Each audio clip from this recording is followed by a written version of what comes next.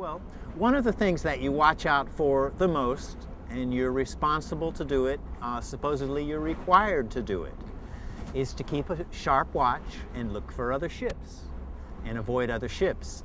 You wonder how in a space as grand as the ocean that ships come near each other, but especially in shipping lanes, like across the North Atlantic, there could be a lot of ships. And especially in coastal areas, there's a lot of ships, and you're responsible to look after boats and look out for them. And you have to watch out for these boats so as not to hit them. Especially big ships, which are traveling fast and which can't change course very easily. And especially at night, you're watching for them to make sure that you don't see ships. So watching out for other ships is one of the dangers at sea that you want to be aware of and very careful with.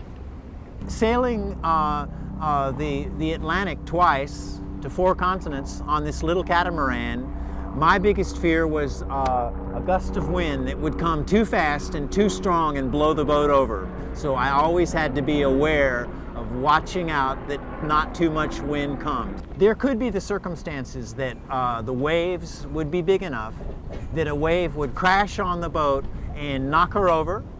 Could knock her over so far as to put her mast down in the water. A smaller boat would have a tendency to roll over much easier than a boat this big.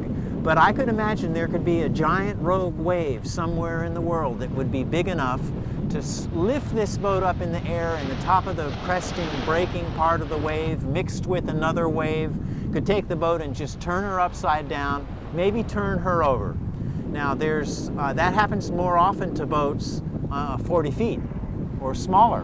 In fact, some boats smaller than 40 feet in the Southern Ocean have been turned over repeatedly. Often they break their masts and it becomes a survival situation for the sailors on board. There's a few stories like that.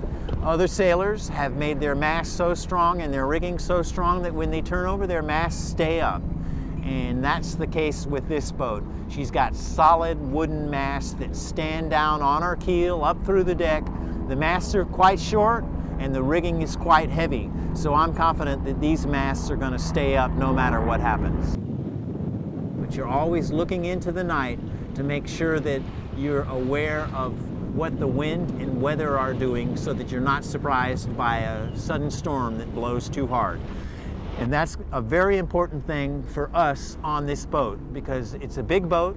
It's a big boat for 2 people, and if we get caught in too much wind, then it's quite frightening, and it's a big job to get the sails down in time without things happening that, for instance, sails could tear or break, or rigging could break. The boat will be going too fast, you could get hurt.